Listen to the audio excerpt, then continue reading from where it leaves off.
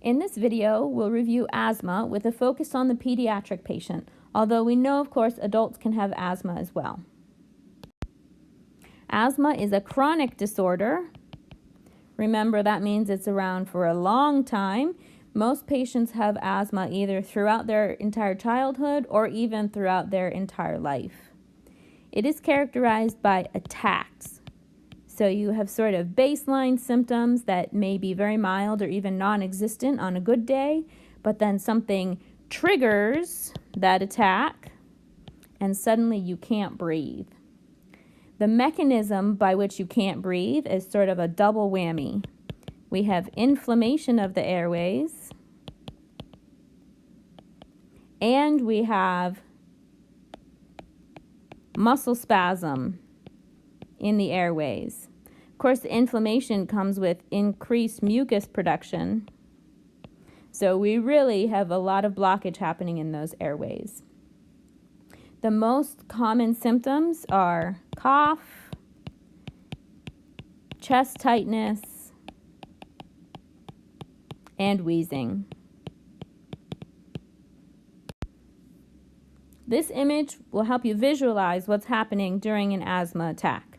Remember that your airways have layers of smooth muscle surrounding the airway, and then we have mucous membranes on the inside of the airway. So inflammation in this mucous membrane here causes swelling, it becomes thicker, and we also have increased mucus secretion. And then the outer layer, the smooth muscle, tightens, just narrowing the space further. So we go from wide open, lovely airways to really constricted or even completely blocked off airways. For a lot of people, when they think of asthma, they just think of a small child having to take an inhaler and then we move on, not a big deal. But we know that in 2010, 25.7 million Americans had asthma, so this does affect a significant chunk of our country. In kids,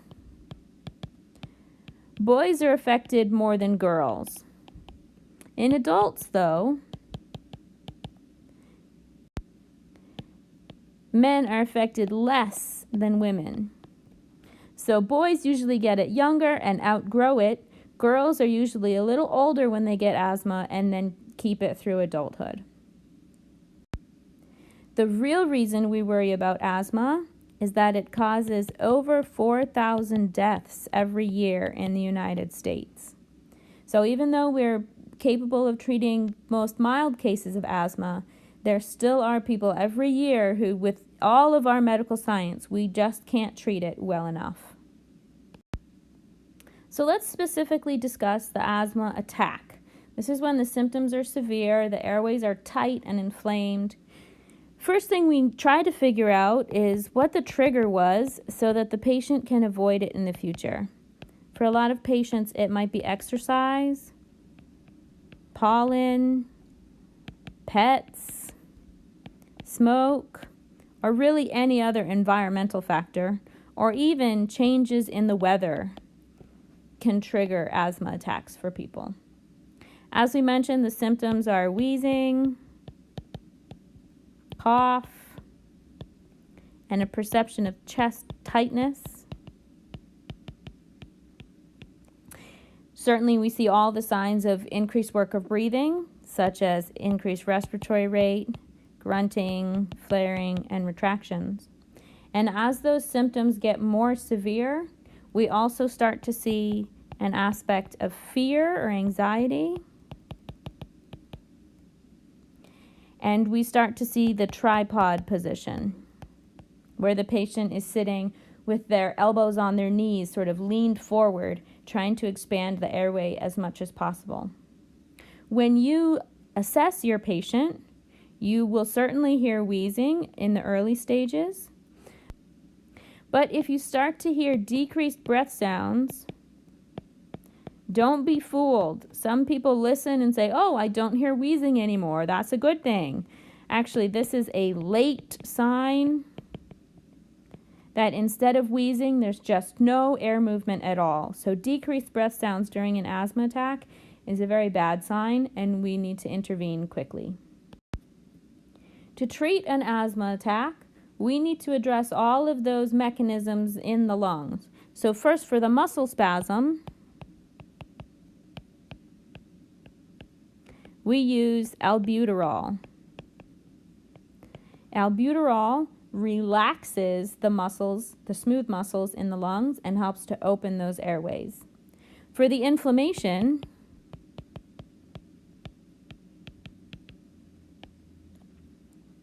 we use steroids. These can be IV or PO, either way, but that just helps to decrease the swelling. If we're specifically targeting the mucus production part of the inflammation, and again to help relax the muscles,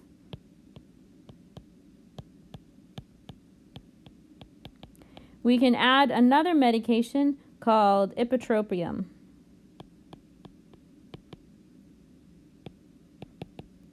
Or Atrovent is the brand name.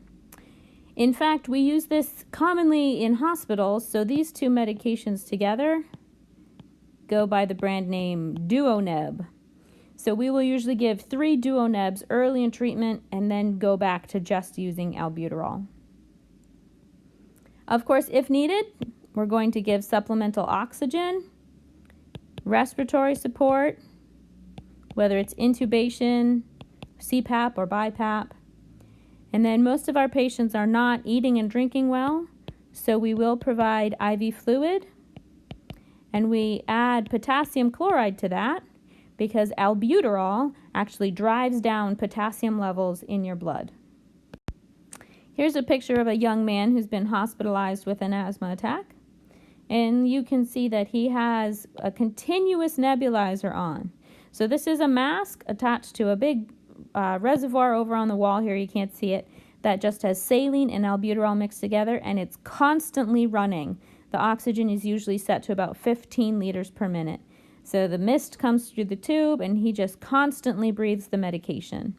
We do use this for severe asthma attacks. You can also see he's got the board on his arm for his IV fluids, and then on his thumb here he has a continuous pulse ox.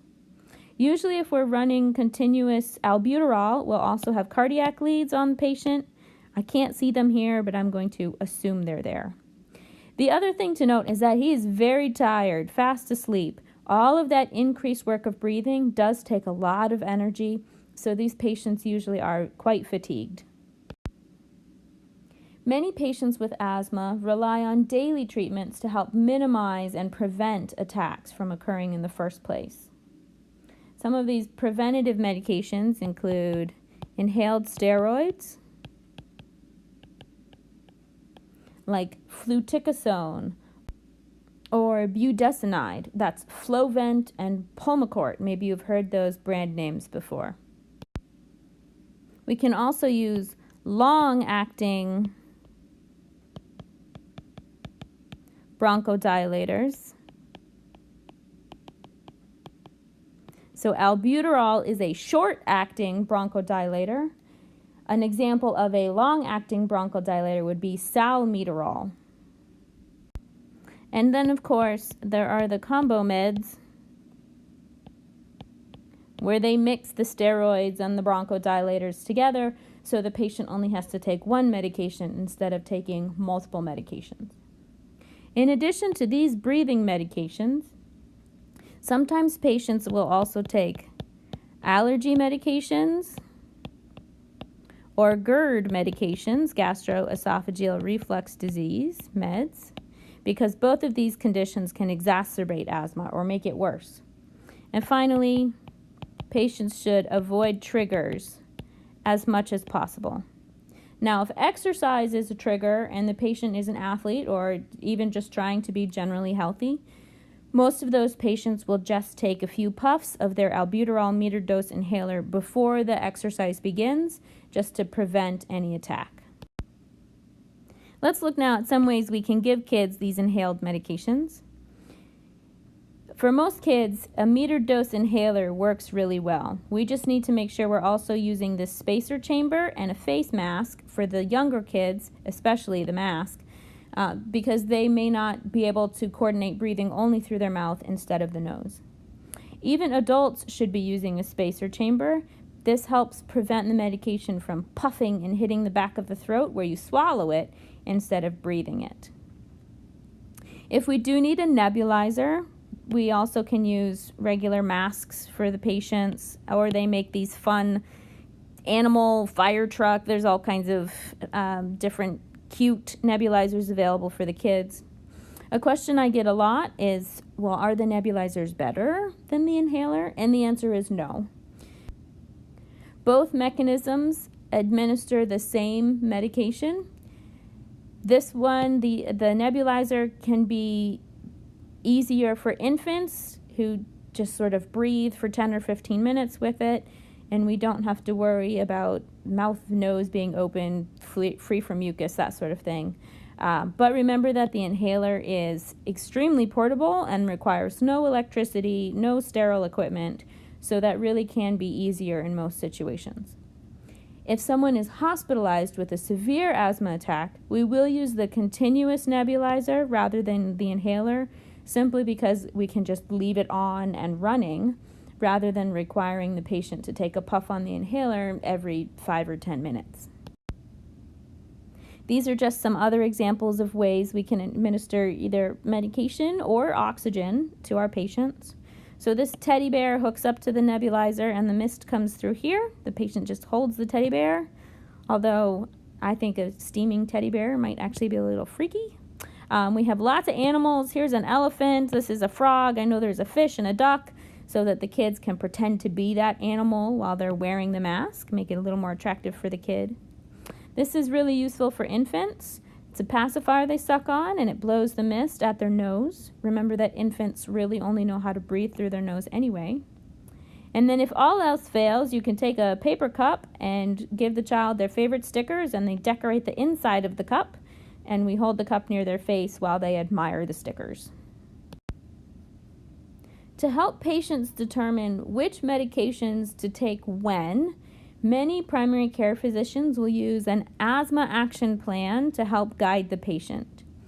So usually it has space for name and address and contact information and things, so it can be shared with schools or daycares. And then it usually has 3 zones: a green doing good zone, a yellow, no, this is an asthma attack zone, and then a red, wow, this is a really severe attack zone. You'll notice that there's also a spot here for this peak flow measurement. We'll get to that in 1 second. But in the green zone, when you're feeling good, this is usually where daily medications like those inhaled steroids or long-acting bronchodilators will go. If the patient feels an attack coming on, they have some symptoms, then they can add their rescue medications. This is usually where albuterol will fit, and most patients will take 2 puffs of their metered dose inhaler every 4 to 6 hours. If they need it more frequently than that, or if their symptoms become severe, they come into the red zone. They will probably have an increased dose of albuterol listed here, maybe 4 to 8 puffs, but notice that they are also supposed to seek emergency health care. So they can take some extra doses of their albuterol, but they must get help. They are in some real danger here. This also reminds parents of what retractions look like or what decreased activity might look like in a child. Now the peak flow meter is this contraption here. This works for older patients who can follow directions. They take a deep breath in and then exhale as fast as possible to create a big puff of air and move this little dial along the peak flow meter. There are a lot of different configurations. Some of them are more vertical, or some of them are even sort of rounded. But they all have this dial that measures how many liters per minute the patient just blew out. Now, don't get this confused with the incentive spirometer. The incentive spirometer is that device we use for hospitalized patients where they take a big, slow, deep breath in and then a gentle breath out. That's designed to expand the lungs. The peak flow meter is a sharp exhale as fast as possible to measure how open those airways are. The provider then specifies, either on the asthma action plan or right here on the peak flow meter, above this value is the green zone. You're doing well. In between these two values, you're in the yellow zone. Be careful. And then if it falls below this value, you're in the red zone. Seek emergency attention now. The only way the peak flow is useful for our patients, though, is if they use it every day, so we know what that normal good peak flow value is. If a patient only ever uses the peak flow when they're not feeling well, we're only aware of what their poor values are, and we're never quite sure which values indicate good lung health versus requiring emergency care. Now remember that asthma is a chronic disease, so patients can expect to live with it for years, if not their entire life. It does often follow a pattern we call waxing and waning, where some years you'll have a good year and then your symptoms sort of start to come back again and then they go away again. So waxing and waning, your symptoms kind of do this throughout your life. As long as patients are careful with their self-management, taking their daily medications and treating attacks as they come on, most patients do quite well, and many of our children actually seem to sort of grow out of their symptoms. However, other patients do have it for the rest of their life, and they just need to be carefully followed by their primary care provider and maybe even a pulmonologist or a lung specialist to help manage their medication regimen and maximize lung function for the rest of their life. Okay, to wrap up asthma, remember it is a chronic condition that we see in childhood, very common cause of chronic illness in childhood. It's characterized by attacks. So we have our short-acting medications and our long-acting medications. Albuterol and steroids, either PO or IV, are the main medications we use for those acute attacks. And then for daily medications, we'll use inhaled steroids and those long-acting bronchodilators. Patients can also work to try to avoid triggers or at least manage their triggers. And with good management and a good action plan, most patients do pretty well, but we still follow them closely to make sure we're optimizing health and quality of life.